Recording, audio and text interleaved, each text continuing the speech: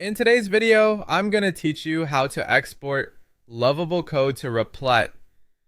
We'll walk through the full process from inside Lovable all the way to importing your project into Replit. This is a helpful workflow if you've been building in Lovable and want to continue editing, testing, or deploying your code in a more traditional development environment.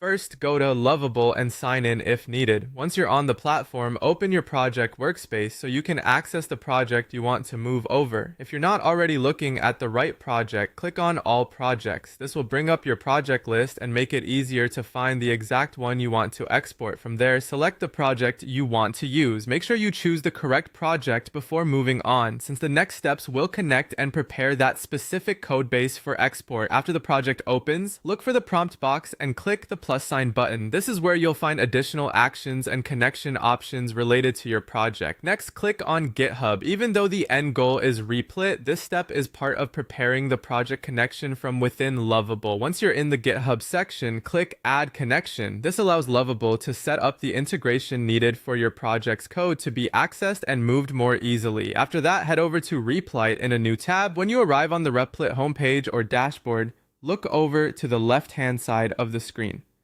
That side panel is where Replit keeps most of the main navigation tools, so it's a good place to get familiar with if you're new to the platform. Now click on Import Code or Design. This opens Replit's import options and lets you choose where your code is coming from.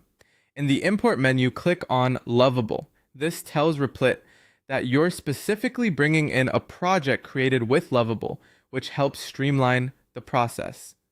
On the next screen, click on Import from Zip. This is the option shown for bringing the Lovable project into Replit.